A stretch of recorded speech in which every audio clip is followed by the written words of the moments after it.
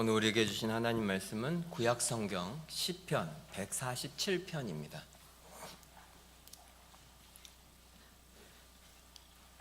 구약 성경 909페이지 시편 147편 1절부터 20절까지 말씀입니다.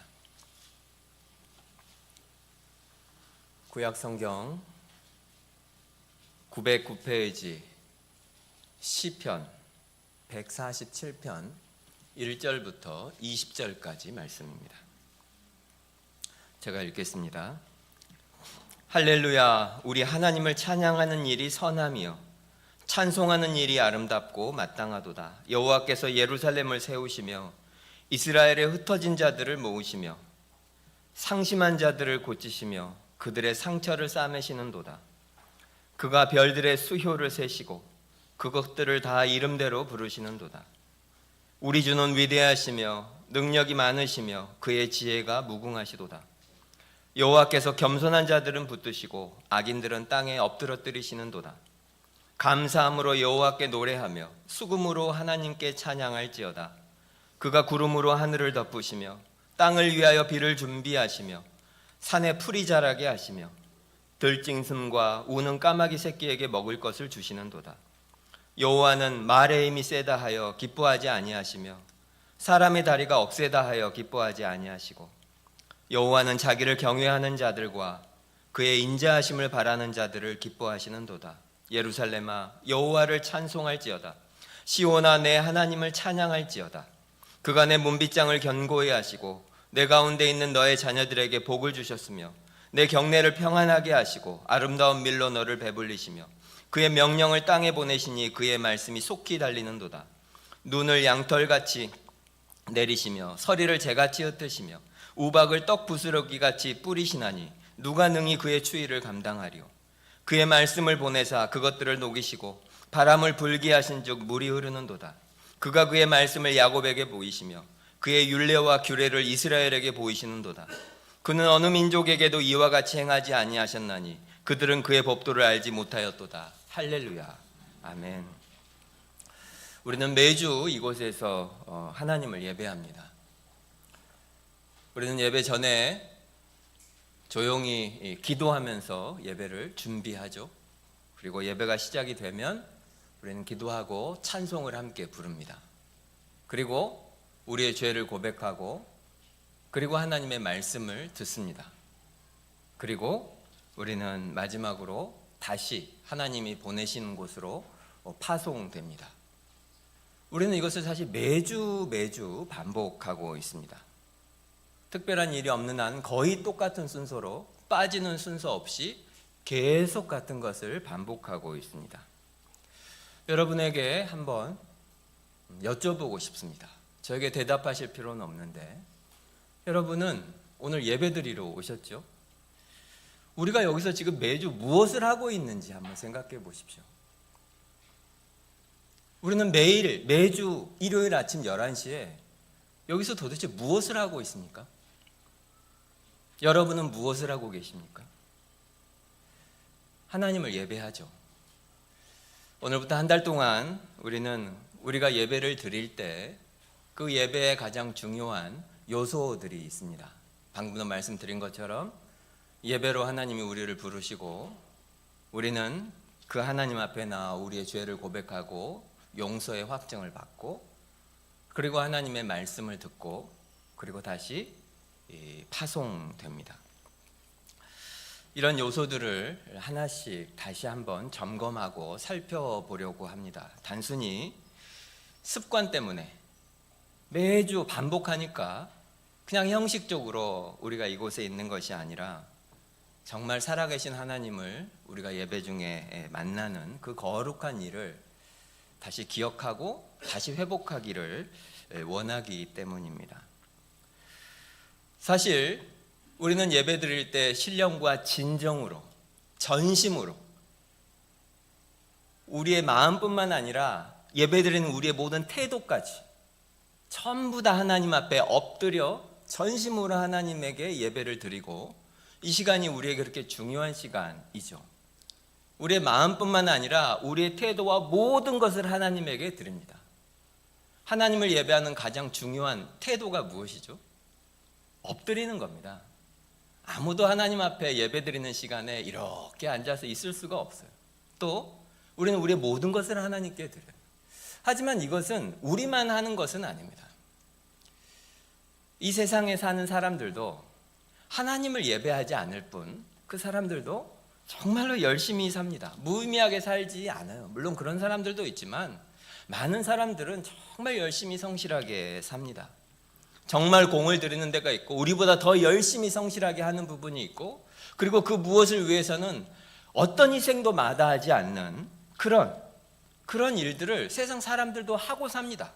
오늘 이 순간 그 사람들은 이곳에 와서 하나님을 예배하지 않을 뿐 그 무언가를 위해서 정말로 열심히 살고 있습니다. 그런데 왜 그 사람들과 달리 우리는 여기 있을까요? 오늘 그 이유를 오늘 우리가 읽은 이 시편, 이 기자는 말하고 있는데 1절만 제가 다시 읽어보겠습니다. 할렐루야, 우리 하나님을 찬양하는 일이 선하며 찬송하는 일이 아름답고 마땅하도다. 우리가 왜 여기 있습니까? 할렐루야, 여호와 하나님을 찬양하기 위해서입니다. 여러분은 어떠십니까? 오늘 하나님을 찬양하고 예배하기 위해서 이곳에 오셨습니까? 그러시겠죠. 우리 대부분 다 하나님을 찬양하러 왔습니다. 특히 우리 교회는 정말 그 무엇보다 사랑하는 것이 예배인 그런 교회죠. 하지만 정말 두려운 것은 이 좋은 예배가 시간이 지날수록 점점 더 익숙해진다는 것입니다. 오늘 현재 여러분은 어떠십니까? 여러분이 향수 매장에 가보신 적 있으신가요? 전 들어가서 향수를 직접 사본 적은 없지만 매장에 잠깐 있어 본 적은 있는데, 처음에 백화점이나 뭐 어디에 있는 향수 매장에 들어가면 냄새가 굉장히 강하잖아요. 그리고 다른 데 있지 않은 좋은 향수들이 있는 곳이라서 냄새가 처음엔 좋습니다. 처음에 들어가면 와 좋다 이런 생각을 하게 되죠. 하지만 거기 들어가서 몇 분 지나면 금세 그게 무슨 냄새였는지 냄새가 잘 안 납니다. 아무 냄새도 잘 안 느껴져요. 그 매장 전체에 그 향기가 사라져서 그럽니까? 그건 아니죠. 거기에 분명히 여전히 강한 향수 냄새가 있는데, 향기가 있는데, 거기 들어가서 이제 우리 코가 적응이 돼서 일종의 마비가 된 거죠. 그래서 더 이상 그 강한 냄새가 그렇게까지 강하게 느껴지지 않게 됩니다. 문제는 신앙생활도 그럴 수 있다는 거죠. 우리의 회심의 경험이 다 다르지만 여러분 인생에 예배가 가장 행복하고 교회 가는 것이 기다려지고 그런 때가 다 있으셨죠. 그때와 지금은 어떻습니까? 처음에 예배를 드릴 때 그냥 예배 시간에 교회에 와서 예배를 드리는 것 자체가 너무 행복하고 즐거운 그런 때가 있습니다. 찬양을 불러도 찬양 한 구절 한 구절이 다 내 이야기 같고 저절로 눈물이 나고, 그리고 하나님의 말씀을 들으면 나에게 하시는 말씀처럼 심장을 꿰뚫고 말씀이 들어오는 그런 경험들을 합니다. 나 같은 사람이 하나님을 예배하는 곳에 있다는 것만으로도 너무 감격이 되고 도저히 서 있을 수 없어서 저절로 고개가 숙여지는 그런 때가 있습니다. 그런데 시간이 지나면 어느 순간부터 점점 이 예배라는 것이 그냥 하는 것이 됩니다. 예배를 드리는데 그 하나님을 만나는 그 두려움도, 그 놀라움도, 하나님이 하신 일에 대한 감동도, 감탄도, 감격도 점점 사라지고 주일에, 일요일에 교회에 와서 그냥 하는 일이 됩니다. 하나님의 은혜가 사라져서 그럽니까? 아닙니다. 하나님의 임재가 여기 없기 때문입니까? 그것도 아닙니다. 우리가 그저 익숙해져 버렸기 때문입니다. 우리의 영혼이 하나님의 은혜와 하나님의 영광과 하나님의 임재에 익숙해져 버린 거예요. 그래서 하나님의 은혜가 이렇게 가득한 곳에 있고 하나님의 영광의 임재가 지금 이곳에 있는데도 주님 약속하신 것처럼 그분이 우리 가운데 실제로 와 계시는데도 그것이 아무런 느낌도 없고 마치 진한 향수 냄새가 나는 매장에서 코가 마비된 것처럼 정작 은혜를 느끼지도 못하고 하나님의 인재의 감각도 없이 그냥 있는 거죠. 이렇게 말씀드려 죄송하지만 마치 진한 향수 매장에서 우리의 코가 마비된 것처럼 우리가 영적으로 마비가 되어 있을 수도 있습니다. 예배의 가장 중요한 핵심은 우리가 무엇을 하는 것이 아니고 하나님에게 나아가는 것입니다. 다시 말씀드리지만 예배의 핵심은 우리가 무엇을 하는 것이 아니고 우리가 하나님에게 나아가는 것입니다. 하지만 우리가 하나님에게 나아간다고 할 때 그것이 우리가 결심해서 나아가는 것이 아니고 하나님이 부르셨기 때문에 하나님에게 나아가는 겁니다. 다시 말씀드리지만 예배의 핵심은 하나님이 먼저 우리를 부르셨고 그래서 그 하나님에 대한 부르심에 대한 응답과 반응으로 하나님 앞에 우리가 나아가는 것이 그것이 예배입니다. 그래서 예배의 시작은 그 최초의 출발 그리고 우리의 예배의 시작도 마찬가지로 그것은 언제나 우리가 아니고 하나님입니다. 어떤 교회의 예배를 보면 참 따뜻한 분위기를 연출하는 그런 예배들이 있습니다. 찬양 인도자가 이렇게 딱 앞에 서 있고 성도들이 막 들어오면 막 벌써 이미 음악이 막 연주가 되고 있어요. 그리고 사람들이 앉아서 이렇게 앉기 시작하면 어떤 시점에 찬양 인도자가 이제 말합니다. 여러분 참 잘 오셨습니다. 옆 사람들과 한번 인사 한번 나누시죠. 환영합니다. 축복합니다. 혹시 그런 교회 다녀보셨습니까? 그리고 조금 있다 이제 찬양 끝나고 나면 목회자가 다시 올라와요. 그래서 비슷한 말을 하죠. 오늘처럼 5월달 이렇게 날씨도 좋은 날 여러분 이렇게 하나님을 예배하러 오셨습니다. 여러분 참 잘하셨습니다. 환영합니다. 어떻습니까 여러분? 듣기에 참 좋죠. 인간적으로 보면 참 따뜻함이 느껴지고 좋은 것처럼 느껴집니다. 하지만 여기에는 예배에 대한 매우 중요한 오해가 숨어 있을 수 있습니다. 여러분 여기 오신 거 참 잘하셨는데 마치 우리가 날씨도 이렇게 좋고 내가 할 일도 이렇게 많은데 이 시간에 내가 이 시간에 교회에 와서 이 시간을 하나님에게 내어주는 사람인 것처럼 우리가 서로를 생각하게 하는 것은 굉장히 큰 오해입니다. 그래서 서로 칭찬하고 그리고 환영하는 그런 분위기가 예배의 시작이 된다면 그건 굉장히 큰 오해입니다. 성경적인 예배는 그런 것이 아닙니다. 성경적인 예배는 우리가 먼저 하나님을 찾아오는 것이 아니고 하나님께서 먼저 우리를 찾아오셨습니다. 하나님께서 먼저 우리를 불러주셨기 때문에 우리는 그 부르심에 응답해서 하나님 앞에 나아가는 것이 예배입니다.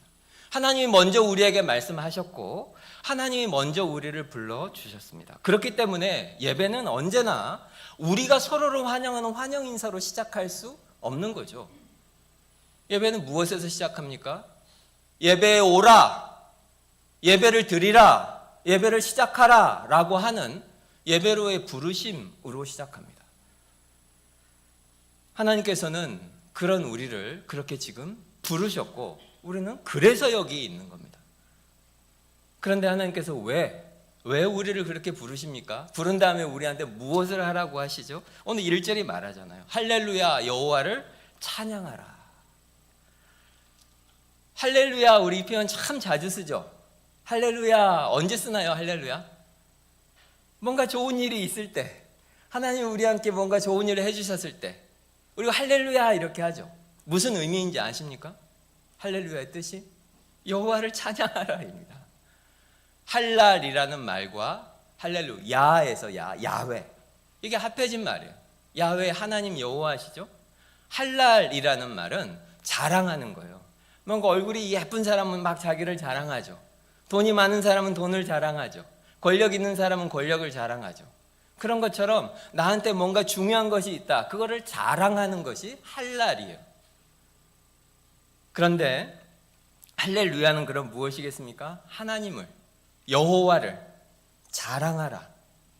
여호와가 내 삶에서 가장 중요하다. 여호와가 내 삶에서 가장 의미가 있는 분이다. 내가 자랑할 수 있는 가장 중요한 것은 돈이 아니고 외모가 아니고 내 지위가 아니고 하나님이다.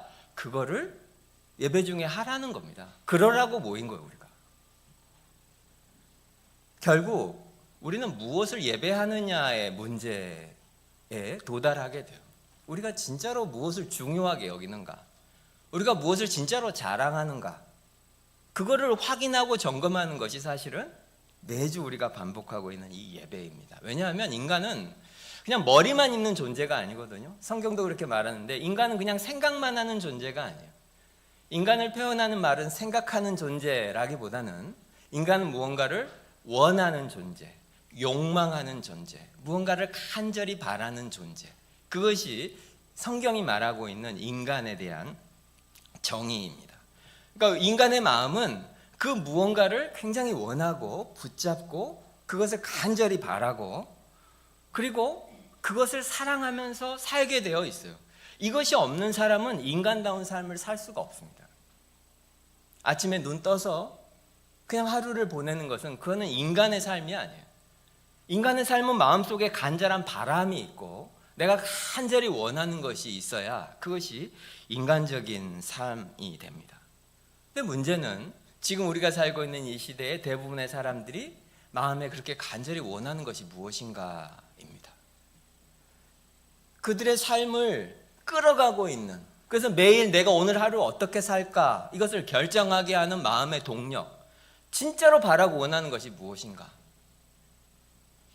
우리가 다 잘 아는 것처럼 뭐 좋은 대학교 가기 위해서 그렇게 하루를 사는 사람도 있고 돈을 많이 벌기 위해서, 직장에 취직하기 위해서, 혹은 뭐 외모를 더 아름답게 가꾸기 위해서. 그런데 그렇게 우리가 간절히 바라고 원하는 것을 성경은 우리 마음을 실제로 다스리고 우리가 섬기고 예배하는 신이다 그렇게 표현하고 있어요. 그래서 요즘은 어떤 사람은 코인이 신이고 어떤 사람은 주식이 신이고 그렇죠. 이것들이 무조건 나쁜 것이어서 그렇지는 않습니다. 이런 거 다 하나님의 일반 은총 가운데 하나님 우리에게 주신 것들이에요. 그 자체가 나쁜 게 아니에요. 뭐가 문제입니까? 그것이 우리의 삶의 한 부분이어야 하는데 그것이 내 삶에서 모든 것이 되기 때문에 문제라는 겁니다. 여러분 자신에게도 스스로를 진단해 볼 질문이 있습니다. 로이 존스가 자주 사용하는 질문인데 만약 이것이 사라지면 내 삶은 어떻게 되는 것인가? 이 질문입니다. 만약 그것이 사라지면 나는 어떻게 되는 걸까? 어떤 사람은 서로 사랑하다가 그 관계가 깨어져도 인생이 무너지는 사람이 있습니다. 직장 생활을 잘하다가 직장을 잃으면 인생이 무너지는 사람이 있습니다. 하던 사업이 잘 안 되면 인생이 무너지기도 합니다. 심지어 자녀가 내가 원하는 학교에 가지 못해도 인생이 무너지는 사람도 있습니다. 그런 일이 생기면 그것이 그냥 단순한 어려움이 아니에요. 근데 내 인생 자체가 그것과 함께 붕괴된다. 만약에 그렇다면 그건 제자리를 찾지 못한 거고 성경은 그걸 우상이라고 부르고 있고 오늘 주제로 표현하자면 우리가 예배하는 것이 사실은 그거라는 거예요. 우리가 진짜로 원하고 진짜로 바라고 그래서 우리 속에서 제일 중요하게 여기고 사실 우리는 그걸 예배하는 사람이에요. 여기 앉아있지만 사실 우리 마음속에 우리가 진짜로 예배하는 것은 하나님이 얼마든지 아닐 수 있다는 겁니다. 그래서 하나님이 할렐루야 여호와를 찬양하라 라고 우리에게 명령하는 것은 단순히 너희들 여기 모여라 그런 뜻이 아니죠. 무슨 뜻입니까? 우리 마음에 우리가 진짜로 의지하고 있는 게 뭔가, 내가 진짜로 사실 뭘 믿고 있나 그거를 다시 점검해 보라는 거예요. 우리의 영혼이 도대체 어디에다가 뿌리를 내리고 있는지. 이것은 엄중한 경고이기도 하고 동시에 다시 하나님께 돌아오라는 하나님의 초대, 초청, 부르심 이렇게 할 수 있어요. 집 떠나간 아들을 부모가 애타게 다시 돌아오라고 찾고 있는 것과 같은 그런 부르심입니다. 오늘 말씀이 그냥 하나님을 찬양하라 그렇게 하지 않죠. 할렐루야, 여호와잖아요. 여호와, 야훼. 여호와라고 하는 것은 하나님의 이름입니다. 여러분 다 이름이 있으시죠? 우리는 다 사람인데 우리 이름이 있잖아요. 하나님은 하나님이신데 하나님의 이름이 있습니다. 그것이 무엇이죠? 그게 여호와입니다. 이 이름은 아무나 부르는 게 아니에요. 아무나 우리 이름을 아는 게 아니죠. 가까운 사람만 알잖아요. 여호와라고 하는 하나님의 이름도 그냥 모든 사람이 아는 게 아닙니다. 하나님이 택해서 내가 너의 하나님이 되어주겠다라고 약속한 사람, 언약 백성에게만 하나님이 이 이름을 알려주셨어요. 처음에 이 이름 어디서 알려주셨죠? 불타는 떨기나무 가운데서 모세를 만났을 때 하나님이 자신의 이름을 알려주셨습니다. 내가 너를 죽기까지 사랑하겠다. 이런 약속, 그 약속을 담은 오직 우리만 부를 수 있는 이름이 여호와입니다. 그런데 그분이 어떤 분이냐면 오늘 4절에 보면 하나님은 저 우주의 수많은 별들, 그 수많은 별들을 숫자를 세십니다.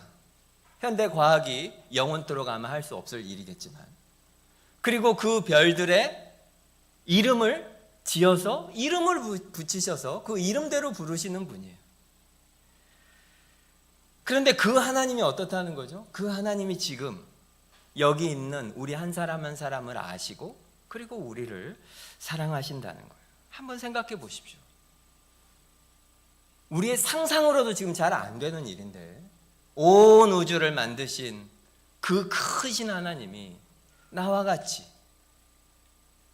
정말 한 호흡보다도 무게가 더 적은 우리가 먼지 같은 이 인생을 하나님이 아시고 그리고 우리를 사랑하신다는 것입니다. 그리고 오늘 시편은 바로 그것을 자랑해야 한다는 거예요. 괜히 누구랑 유명한 사람이랑 사진이나 찍고 그거 인스타에 올려서 내가 이 사람이랑 친하다, 그런 것이 우리의 진짜 자랑이 될 수 없다는 거죠. 진짜 자랑은 온 우주를 창조하신 그 여호와 하나님이 나를 아시고 사랑하신다는 거예요. 사람들이 좀 힘 있는 사람이랑 아는 척할 때 뭐라고 하죠? 괜히 막 형이라고 부르고 누나라고 부르고 그러면 마치 자기랑 굉장히 가까운 사람인 것처럼 그 집에도 가봤고 막 호영호재하는 사이고, 그게 자랑이잖아요. 그런데 성경은 우리에게 우리의 진짜 자랑이 하나님이 여호와이시고 내가 그분의 이름을 알고 그분이 나의 하나님이 되어주셔서 나를 사랑하신다는 것이 진짜 자랑이고 진짜 성도의 영광이라고 오늘 말하고 있어요. 그래서 우리한테 그거를 하라는 거예요. 할렐루야, 할렐루야. 여호와 하나님을 가장 영광스럽게 여기라는 거죠. 우리의 전 존재가 그 하나님에게 향하도록 해라. 그것이 하나님이 우리를 부르신, 이 예배로 부르신 가장 중요한 이유입니다. 그런데 그렇게 해서 우리는 여기에서 하는 일은 결국 우리를 즐겁게 하는 게 아니고 여호와 그 하나님을 찬양하는 것이 우리가 여기 오늘 모인 목적입니다. 그런데 왜 그렇게 해야 합니까? 왜 우리는 여호와 하나님을 찬양해야 되죠?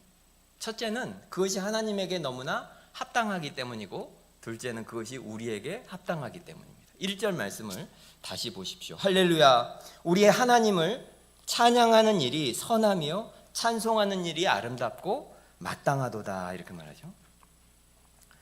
하나님을 찬양하는 일은 일단 선해요. 이게 선하다고 하는 표현이 그냥 뭔가 좋은 일이다, 이제 우리 한글 성경 느낌은 그런데 사실 원어의 의미는 그것보다 훨씬 더 강합니다. 뭔가 얼굴이 예쁜 사람들은 그 압도적인 자기의 아름다움을 사람들에게 이렇게 드러내기를 좋아하죠. 이제 그런 상태, 그냥 모든 사람들과 다른 너무나 압도적인 아름다움, 그런 거를 선하다고 합니다. 제가 연예인을 가까이서 본 적이 없어서 그 압도적인 아름다움이 뭔지 모르겠지만 어떻게 사람이 이렇게 생겼을까? 그래서 그냥 얼굴 때문에 저절로 그 주눅이 들고 위압감이 느껴진다고 이제 그러던데, 그 비슷한 거예요. 여기서 선하다라고 하는 것은 하나님의 그 압도적인 아름다움, 그거를 표현하는 것입니다. 그래서 하나님을 예배한다라고 하는 것은 뭐냐면 하나님이 바로 그런 분이다라고 하는 것을 알게 되는 것을 말하는 거예요. 하나님은 어떤 분이신가? 여러분에게는 하나님은 누구입니까? 하나님 하면 떠오르는 여러분의 생각과 이미지가 무엇이죠? 어려울 때 나에게 좋은 일을 해주시는 분, 좋은 대학교에도 보내주고 아프면 낫게 해주고 그렇게 나를 돌봐주시는 분, 하나님이 그런 분입니까? 맞죠? 그런데 성경은 우리가 하나님을 찬양하라, 오늘 여기 모인 가장 중요한 목적은 하나님이 우리에게 유용한 분, 내 삶에 도움이 되는 분, 그것을 아는 것을 예배한다고 하지 않는다는 거예요. 그럼 무엇을 알아야 한다는 거죠? 하나님이 압도적으로 아름답다, 그거를 알고 그것을 찬송하는 것이 예배한다는 거라는 거예요.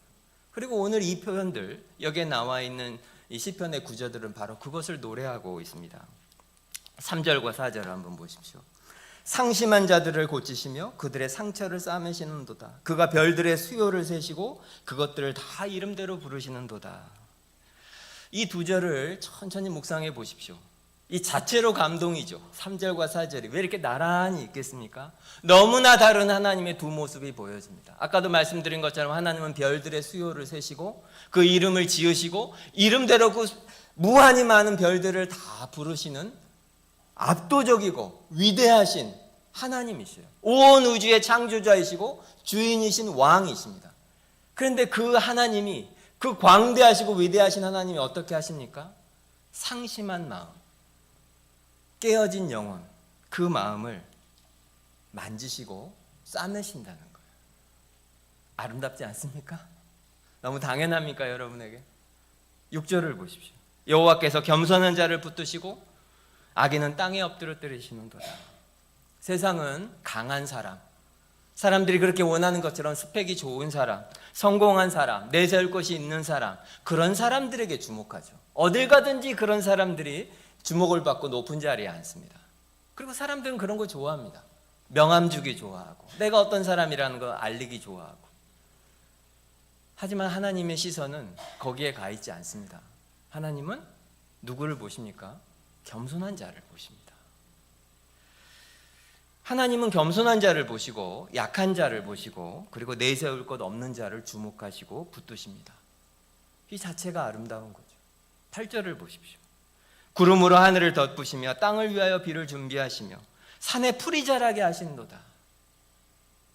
여기 이렇게 예쁜 꽃이 있는데 주목을 한껏 받고 있죠. 하지만 아무도 가지 않는 산 위에, 아무도 돌보지 않고 아무도 시선조차 주지 않는 들불조차 하나님은 비를 내리시고 돌보십니다. 도와주는 사람도 없고 알아주는 사람 없어도 그 작은 생명 하나하나를 돌보시는 분이 하나님이시라는 거죠. 하나님은 그런 분이세요. 그런데 우리는 하나님을 그렇게 아름다운 분, 그런 분으로 보기보다 우리는 하나님을 내 삶에 도움을 주시는 분, 내 삶에 필요한 분, 다른 말로 하면 나에게 유익한 분, 나에게 유용한 분, 이런 분으로 볼 때가 훨씬 많습니다. 예배를 드리러 왔는데, 지금까지 제가 말씀드린 것처럼 할렐루야! 하나님을 찬양하러 왔는데 우리의 마음속에 하나님이 이 문제를 빨리 해결해 주셔야 될 텐데, 하나님이 빨리 이 문을 열어주셔야 될 텐데, 하나님이 어려운 일 안 생기게 해주셔야 될 텐데, 우리의 마음이 그걸로 가득 차 있다면 그건 하나님이 우리의 목적이 아니라 수단일 뿐이에요. 그러면 필요할 때는 정말 열심히 하나님을 찾죠. 하지만 인생이 살만해지고 어려운 일이 없으면 잊어버립니다. 하지만 하나님은 절대로 우리가 그렇게 대해서는 안 되는 분입니다. 내가 이 땅에서 편안하게 살기 위해서 필요한 것을 얻기 위한 수단으로 우리는 하나님을 생각한다면 그것을 오늘 성경은 뭐라고 표현하죠? 1절 끝에 마땅하지 않다. 1절 맨 마지막 구절이잖아요. 하나님을 하나님으로 찬양하는 것이 마땅한데 우리가 그 하나님을 목적이 아니라 수단으로 대하면 그건 하나님에게 마땅하지 않다. 하나님에게 합당하지 않다. 우리는 절대로 하나님을 그렇게 대할 수가 없다. 하나님은 우리가 그렇게 대할 수 있는 분이 아니시다. 그렇게 말합니다. 물론 하나님은 능력이 많으시죠. 하나님은 정말로 여러분을 사랑합니다. 그래서 사람이 할 수 없는 큰 일을 우리의 삶에 하십니다. 여러분의 맡겼던 문도 여시고 죽은 몸과 같은 늙은 몸에서도 생산도 하게 하시는 분이 하나님 맞습니다. 성경에 기록도 있잖아요. 여러분 삶에서도 이미 경험하셨을 테고. 하지만 하나님은 그렇기만 한 분이 아니고 하나님은 영광스러운 분이십니다. 하나님은 지혜로운 분이시고 하나님은 선한 분이시고 자비와 긍휼이 무궁한 분이시고 그리고 하나님은 지혜로운 분이시고 무엇보다 하나님은 아름다우신 분이십니다. 여러분은 어떠십니까? 하나님이 아름다우시다 이 말이 여러분 귀에 이 아침에 어떻게 들립니까? 좀 어색하십니까? 무슨 말인지 잘 모르겠습니까? 하나님이 아름답다고? 참 안타까운 일인데 우리 시대의 교회와 성도들이 정말 잃어버리고 있는 그런 슬픈 모습입니다. 하나님의 도움을 원하죠. 그리고 그것을 간절히 바랍니다. 그렇지만 정작 그 하나님과 사랑에 빠지지는 않는 그런 모습이죠. 예배에 와도 하나님에 관한 이야기가 선포가 돼도 하나님의 아름다움에 대해서 아무리 성경이 말을 해도 그 앞에서 와 입이 다물어지지가 않고 놀라고 경탄하고 하는 그런 감각이 너무나 사라져 가고 있어요. 정작 그것을 어디서 봅니까? 여행 가서 봅니다.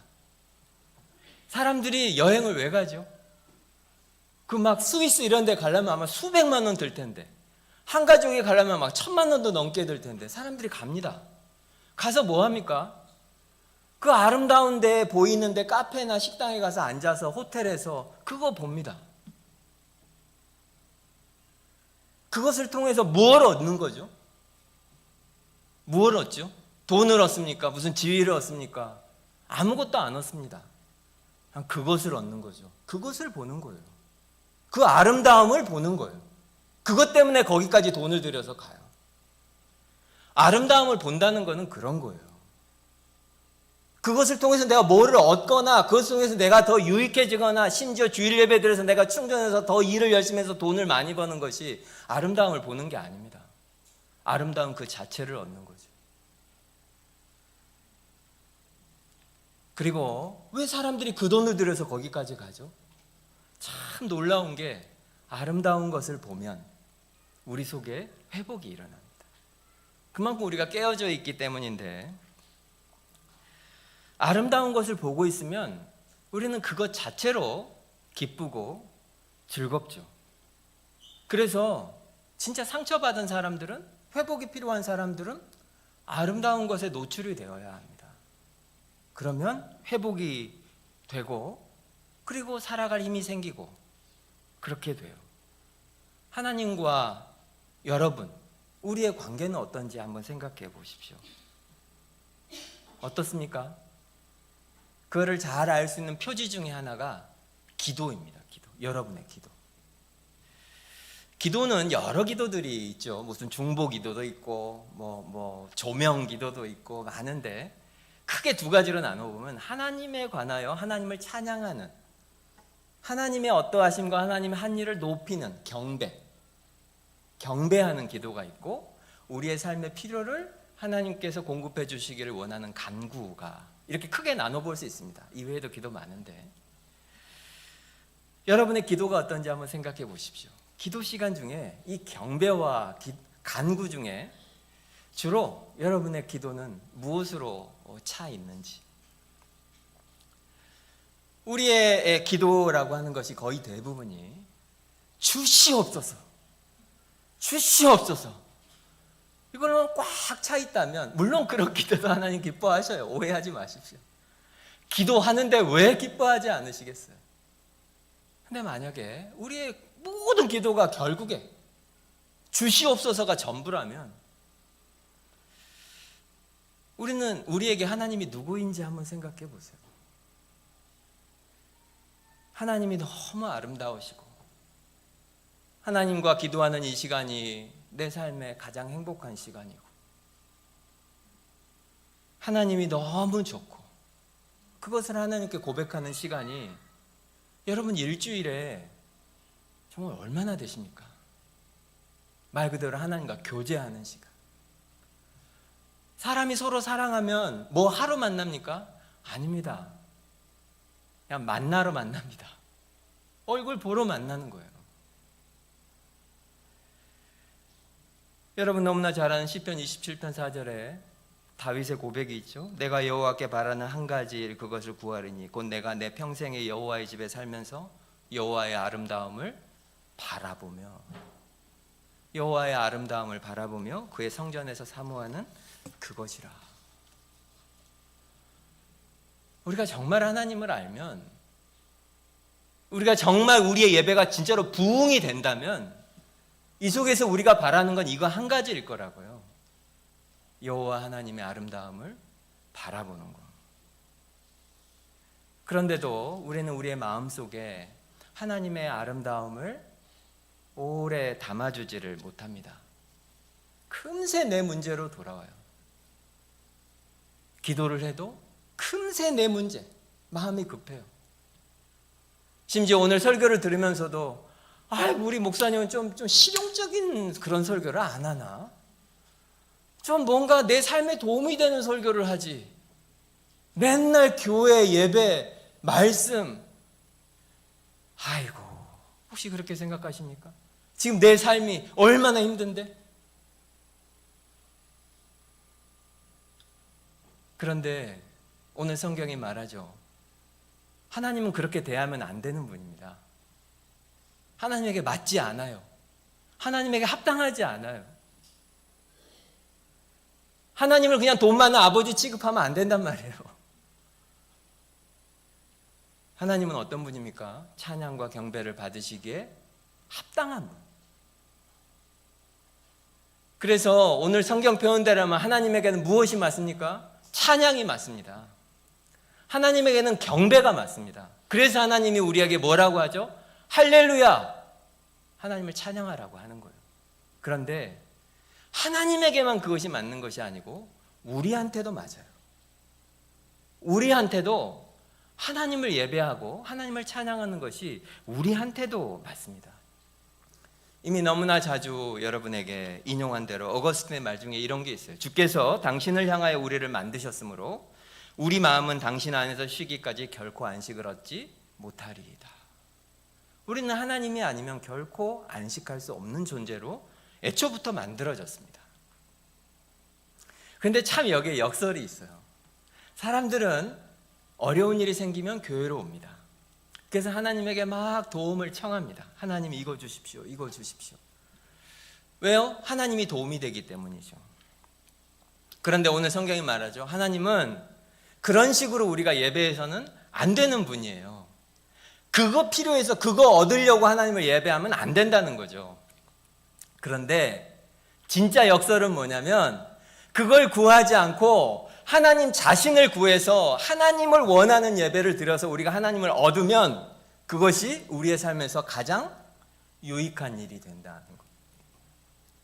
다시 말씀드려보면 뭐가 필요해서 하나님을 찾으면 안 되는데 우리가 하나님을 원해서 하나님을 구해서 하나님을 찾게 되면 우리는 모든 것을 얻게 된다는 거예요. 그러니 이것이 가장 우리에게 유익한 일이라는 거죠. 우리의 본성이라고 하는 것이 너무나 자기중심적이잖아요.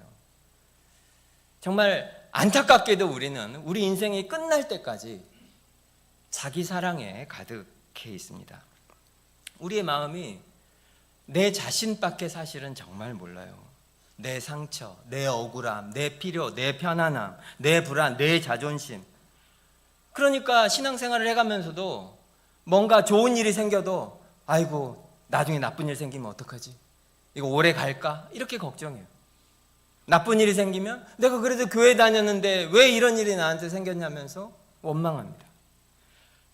그냥 내 중심, 나라고 하는 감옥 속에 갇혀져 살아요. 우리를 그 나라고 하는 감옥에서 꺼내줄 수 있는 것이 무엇이냐? 그것이 바로 오늘 하나님도 우리에게 말씀하고 계신 것처럼 압도적인 그런 아름다움입니다. 지금 내 문제가 전부인 것 같고 이것 때문에 내 인생이 끝나는 것 같고 그럴 때 우리가 압도적인 아름다움을 보면 우리가 그것에서부터 회복되는 경험들을 하게 됩니다. 다 해보셨을 거예요. 죽을 것 같은 어려움 속에서 정말 압도적인 아름다움을 보았을 때 우리가 위로를 얻는 경험들을 얼마나 많이 합니까? 사람들이 그렇게 많이 여행 가는 것도 그것 때문이에요. 하늘에 너무나 붉게 물든 그 저녁노을, 언제 보았는지 혹시 기억나십니까? 저도 몇 번이 기억이 나는데 그 앞에서 숨이 멎는 것 같이 아름다운 그런 저녁노을을 본 적이 있고, 또 너무 아름다운 그런 음악을 들었을 때, 또 우리 하준이랑 또 우리 희우랑 또 우리 한나랑 그 천사 같은 아이들이 잠자는 모습을 볼 때 등등, 가만히 그걸 보고 있으면 그것이 아무런 생산적인 것을 나에게 주지 않지만 우리의 속에서 뭔가 깨어졌던 것들이 조금 회복이 되고 부서졌던 것들이 조금 방향이 잡히고, 우리가 이런 경험들을 하지 않습니까? 그걸 보고 나면 정말 이것으로 인생이 끝나는 것 같았지만 조금 견딜만한 일로 그래 한번 해보자 이런 생각이 들잖아요. 아니 심지어 맛있는 음식만 먹어도 그런 사람들이 있잖아요. 하루 종일 너무 스트레스 받아서 밤에 막 치킨이랑 피자랑 콜라랑 먹고 그래 내일 힘내서 해야지, 그런 사람은 없군요. 하물며 사람이 만든 맛있는 음식, 이 피조 세계도 우리한테 그런 위로와 힘을 주는데, 그 모든 아름다움의 원천이신 우리가 하나님을 만나면 어떻게 되겠습니까? 이 모든 아름다움의 근원이신 하나님을 우리가 대면하면, 그걸 보게 되면 어떤 일이 일어나겠습니까? 시편 19편 그 유명한 노래를 한번 보십시오. 해가 아름답고 하늘이 아름답고 바다가 아름답고, 왜 피조세계에 이렇게 아름다움이 완전하진 않지만 온 땅에 이렇게 아름다움이 많이 여전히 남아있을까요? 그 모든 것들은 하나님의 아름다움을 반사하는 피조체들입니다. 피사체들. 그것들이 하나님의 영광과 아름다움을 나타내서 반사해서 보여주는 거예요. 그러니 우리가 원본을 보았을 때 그것이 우리를 얼마나 회복시키겠어요. 그리고 우리를 사랑하시는 하나님께서 그 아름다움을 우리에게 주시기 위해서 우리를 매주 이 예배로 부르고 계신 거예요. 우리는 이 예배를 통해서 하나님이 나한테 뭘 해주실까? 내가 어떻게 하면 하나님이 나한테 좋은 걸 주실까? 그거를 고민하고 하나님한테 잘 보이기 위해서 무언가를 우리가 하나님한테 내드리는 행위가 아니라는 거예요. 이 예배 시간은 바로 그 압도적인 아름다움을 맛보는 시간이고 보는 시간이고 그것을 바라보는 시간이고, 그것이 우리가 하나님께 드리는 예배입니다. 경험하신 것처럼 그런 예배를 드리면 어젯밤에 정말 불안하고 정말 속이 뒤집어져서 잠을 못 자던 사람도 우리 속에 슬그머니 회복이 생깁니다. 내일 출근해야 되는데 내일 어떻게 출근하지 싶었던 사람한테도 슬그머니 용기가 생깁니다. 도저히 용서할 수 없었던 그 사람도 내가 다시 다가가볼 힘이 생깁니다. 그래서 하나님을 예배하는 것은 절대로 우리의 의무가 될 수가 없어요. 이것은 원래 우리를 창조하신 하나님의 의도라는 거죠. 우리는 원래 이런 존재로 지어졌어요. 이렇게 해야 돼요. 그게 우리한테 맞아요. 우리한테 맞다고요, 예배가. 우리는 원래 그런 존재로 창조되었습니다. 그래서 우리가 이 땅에 살면서 사람마다 연수는 다르지만 이 땅에 사는 그 긴 시간 중에 우리가 하나님의 원래 창조 의도대로 살아가는 유일한 시간은 예배 시간이에요.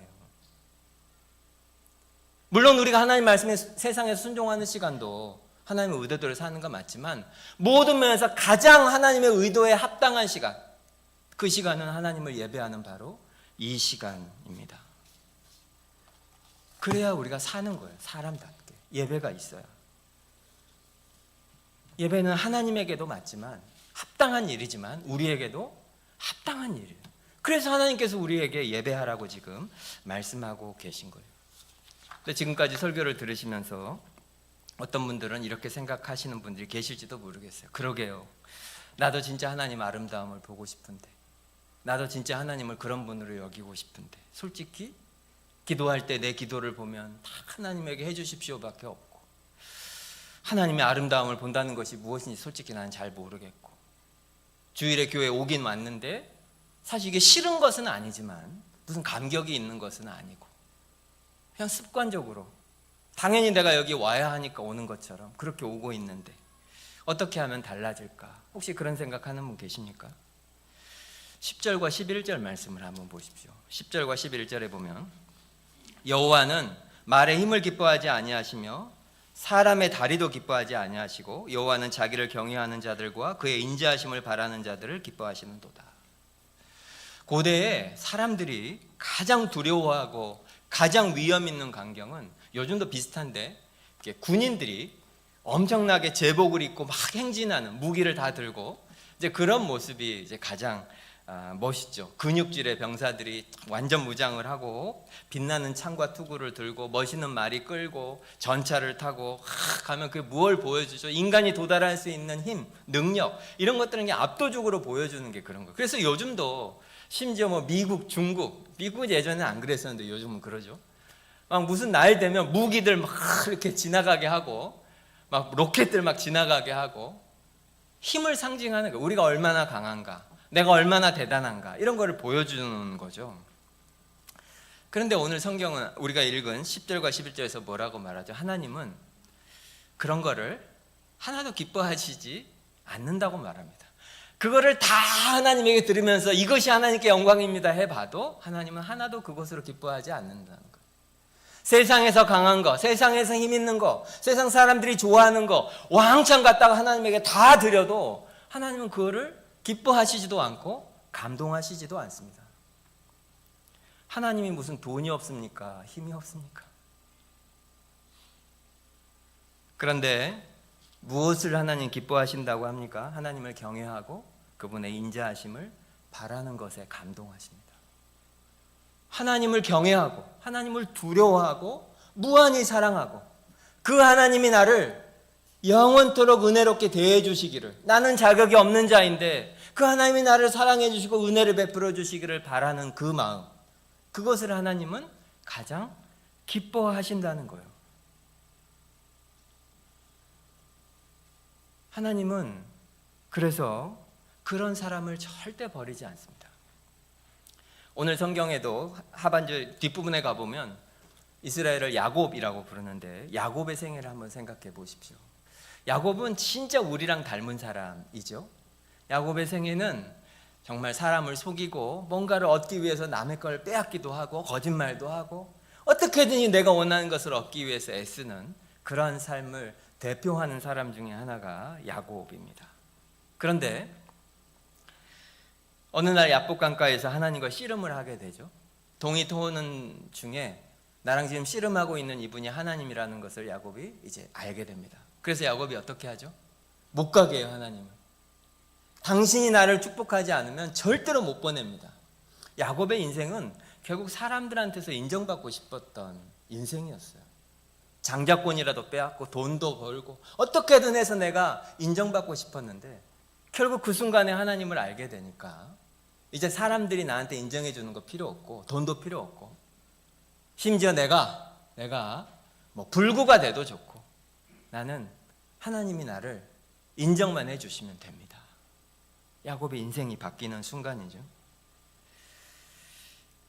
하나님께서도 우리를 야곱이라고 부르십니다. 그리고 우리에게 가장 필요한 것은 바로 그것입니다. 하나님은 결코 우리를 버리지 않으셔. 히브리서 13장 5절에 보면 내가 결코 너희를 버리지 아니하고 너희를 떠나지 아니하리라. 하나님은 어떤 순간이라도 절대로 우리를 버리지 않으십니다. 그리고 그것을 너무나 잘 보여주는 것이 예수님의 십자가죠. 야곱과 같은 우리를 하나님은 약속을 하시고 절대로 버리지 않으십니다. 우리가 이것을 믿어야 우리가 하나님을 예배할 때 어떤 상황이 돼도 그저 우리의 삶의 필요 때문에 하나님을 예배하지 않고 하나님 자신을 우리가 사랑하게 되죠. 한 가지만 더 말씀드리겠습니다. 왜 하나님께서 오늘 시편 속에서도 말씀하시지만 우리를 야곱이라고 부를까요? 야곱의 생애를 잘 보아도 알지만 사실 야곱, 예를 들어 아브라함의 생애를 설교하면 여러분한테 아브라함을 좀 닮으십시오 이렇게 말할 수 있죠. 다윗의 생애를 우리가 설교해도 다윗이 실수한 적이 많지만 그럼에도 불구하고 다윗을 닮아라 이렇게 말할 수 있지만 사실 야곱은 야곱을 닮아라 할 지점이 사실 별로 없습니다. 그런데도 하나님은 이스라엘 전체를 자신의 백성을 야곱이라고 부르죠. 물론 이제 야곱이 이후에 이스라엘이라고 하는 이름을 얻게 되고 그렇게 해서 이스라엘 백성들이 되긴 하지만 하나님의 백성을 하나님이 왜 이스라엘이라고 안 하고 야곱이라고 부르시겠습니까? 이 안에 많은 것들이 들어있죠. 우리도 야곱이라고 부르셔요, 하나님이. 첫째로는 이것은 먼저 우리를 정말로 겸손하게 하는 말, 우리가 야곱과 같다는 거죠. 하나님의 그 많은 은혜를 우리가 받고서도 이렇게 우리가 변화가 더딥니다. 여러분 어떠세요? 신앙생활을 오래 하신 분들은 한번 여러분이 드렸던 예배의 숫자를 한번 기억해 보십시오. 한국 교회는 전 세계에서 예배를 가장 많이 드리는 교회입니다. 오죽해서는 예배 중독이라는 표현도 있겠습니까? 새벽 기도를 일주일 내내 하는 교회도 있어요. 수요일, 금요일, 주일 오전, 오후거나 저녁이거나 일주일에 예배가 몇 번입니까? 그리고 그거를 1년, 2년, 10년, 30년, 40년, 50년 한다면 우리가 도대체 예배를 몇 번을 드리죠? 근데 만약에 우리가 그 예배 시간 동안 오늘 설교한 것처럼 하나님의 아름다움을 정말로 맛보았다면, 정말로 그런 예배를 우리가 드렸었다면 우리의 지금 모습이 어때야 할까요? 참 안타깝지만 우리가 잘 달라지지 않습니다. 참 오래 걸려요. 그래, 오늘이라도 내가 이런 설교를 들었으니 달라져야지 한다고 해서 갑자기 변화되지 않습니다. 하나님의 아름다움을 아는 것은 굉장히 시간이 많이 걸리는 일이에요. 야곱이 밤새 씨름한 것처럼 그런 여정입니다. 하지만 이것이 동시에 위로가 되는 것은 하나님은 그런 우리들과 함께 하시고 우리를 돕는 분이시라는 그 야곱이 완성됐을 때 복을 주시는 것이 아니고 아직 야곱일 때 하나님이 찾아오셔서 씨름하고 여전히 헤매고 여전히 두려워하는 그 야곱과 하나님이 만나주시고 함께 합니다. 그렇기 때문에 오늘 우리에게 주시는 하나님이 주시는 명령은 바로 이 예배로 계속 돌아와야 한다는 거예요. 마치 하나님과 씨름하는 것처럼 우리는 계속해서 이 예배로 다시 돌아와야 합니다. 매주 똑같은 것 같지만 그렇지 않습니다. 우리가 정말로 이 영혼의 씨름을 정말로 하고 있다면, 우리의 속에서 정말 하나님의 아름다움을 보기를 원하는 간절함이 만약에 있다면, 그렇다면 어떤 날은 하나님을 찬양하다가 매번 부르는 찬송인데 그 찬송가 한 줄 가사가 마음에 꼭 박히기도 하죠. 어떤 날은 긴 설교 중에 다른 건 생각 안 나지만 그 어떤 말씀이 내 영혼에 큰 충격을 주는 그런 날이 있기도 합니다. 매주 그렇지는 않을지 모르지만 어떤 날은 그 아무것도 없는데 그냥 예배당에 앉아만 있어도 너무 마음이 감동이 되는 그런 날도 있습니다. 함께 식사하고 밥 먹고 그렇게 커피 한 잔 마시는 중에도 내가 이 안에 있는 것이 너무 행복하고 힘이 되는 그런 날들도 있습니다. 제가 몇 주 전에 설교한 것처럼 신명기 6장 말씀처럼 새기는 것과 같아요. 징을 들고 망치를 들고 조금씩 이 돌과 같은 마음에 그 언약의 하나님을 새겨가는 거죠. 반복해야 합니다. 그러다 보면 하나님의 아름다우심이 우리의 마음속에 조금씩 새겨지게 되죠. 제가 지난 기도회 때 말씀드린 것처럼 제가 요즘 시편을 진짜 열심히 듣고 읽고 있는데 이 시편 전체를 한번 보십시오. 시편에 정말 많은 시들이 정말 너무 정말 민망할 정도로 탄식과 때로는 억울함과 원망과 호소와 이런 걸로 가득 차 있습니다. 하나님은 도대체 어디 계시는 거예요? 어떻게 나한테 이럴 수 있어요? 저 원수들 빨리 다 죽여주세요. 왜 나를 이렇게 버릴 수가 있어요? 막 울부짖는 그런 시들이 가득해요. 절망하고 분노하고 두려워하고. 그런데 시편이 총 150편으로 되어 있는데 시편의 가장 마지막 5편 146, 47, 48, 49, 50, 150 이 5편은 우리가 오늘 읽은 것처럼 전부 다 찬양시입니다.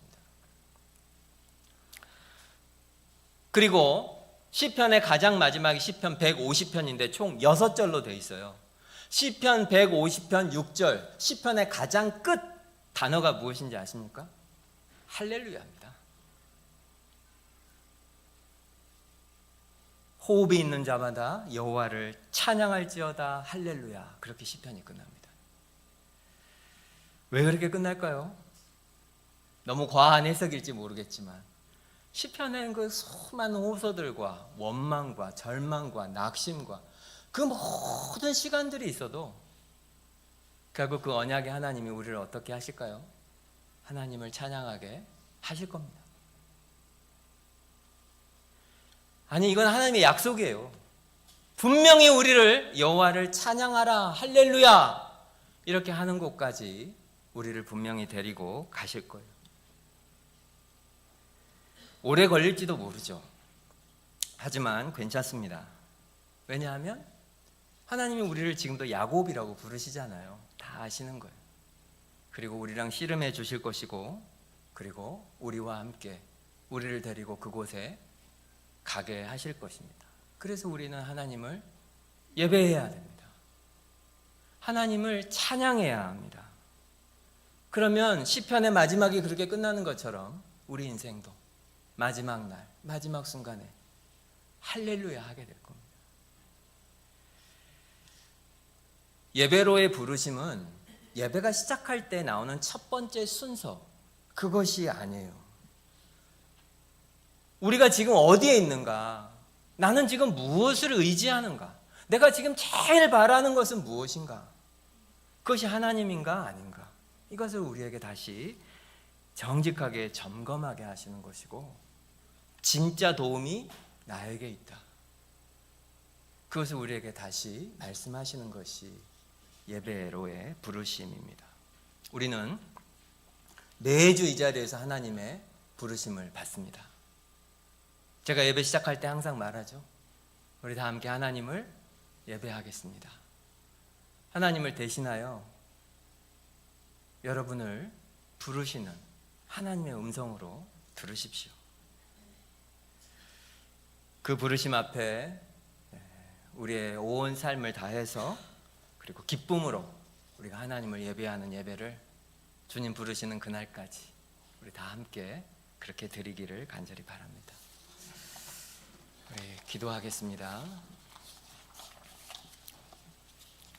여러분 어떠십니까? 말씀을 듣고 여러분 마음속에 죄책감이 생기십니까? 기대가 생기십니까? 하나님을 예배하는 것은 하나님에게 합당한 일이고 무엇보다 우리에게 가장 맞는 일입니다. 우리는 하나님을 예배할 때 가장 행복합니다. 우리는 우리의 필요를 하나님에게 얻기 위해서 이곳에 있는 것이 아니고 하나님의 아름다움을 찬양하고 그 하나님을 기뻐하는 바로 그 일을 위해서 이곳에 모인 것이고 우리가 그것을 할 때 우리는 진짜로 한 인간으로서 가장 행복하고 기쁜 그런 시간을 가지게 됩니다. 그리고 그 하나님을 진짜로 그렇게 예배하게 되면 별들의 수를 세시는 그 하나님이 여러분의 상한 심령을 위로하시고 여러분의 삶에 필요한 것을 분명히 주실 것입니다. 하나님의 아름다움을 보게 해 주십시오. 하나님을 예배할 때마다 그렇게 하나님을 예배하겠습니다. 여러분의 예배를 위해서 함께 드리는 우리 교회의 예배를 위해서 우리 말씀 생각하시면서 함께 기도하겠습니다. 고마우신